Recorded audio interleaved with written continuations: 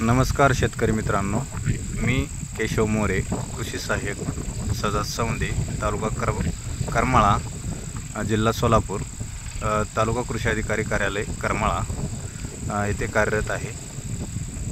आज आपण हुमणी कीड नियंत्रण याविषयी पाहणार आहोत।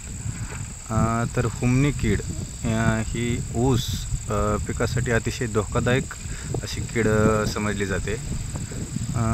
या किडीचा बंदोबस्त करण्यासाठी वळवाचा पाऊस पडल्यानंतर आपल्या बांधावरचे नीम, बाबळ हे त्यांचे होस्ट प्लांट आहेत आणि ह्या प्लांटवरती ह्या किडी रात्री मुक्कामास असतात। तर त्या किडींचा बंदोबस्त एकात्मिक पद्धतीने करण्यासाठी आपण प्रकाश सापळा त्यांच्यासाठी लावलेला आहे। या ठिकाणी हा प्रकाश सापळा लावलेला आहे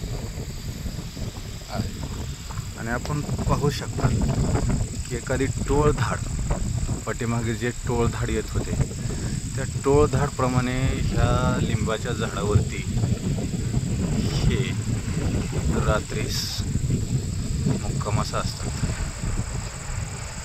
आता याच्यासाठी आपण एक प्रकाश सापळा लावलेला आहे। तो प्रकाश सापळा आपण संध्याकाळी 6 ते 10 या वेळेत कार्यान्वित करणार आहोत। या प्रकाश सापळ्यांसाठी लागणारं साहित्य एक बल्ब, कागद आणि असं खड्डा घेऊन हे पाणी यात टाकलेलं आहे आणि पाण्यामध्ये खराब काळं ऑइल टाकलेलं आहे, जेणेकरून त्यांना बाहेर येता येणार नाही आणि ते यामध्ये मरण पावतील। तर आपण पाहू शकता की भुंगिरे पडण्याची सुरुवात झालेली आहे। अशा प्रकारे आपण जर यांचा बंदोबस्त केला तर आपल्या पिकास पुढील होणारा धोका आपण 100% नियंत्रित करू शकतो। धन्यवाद।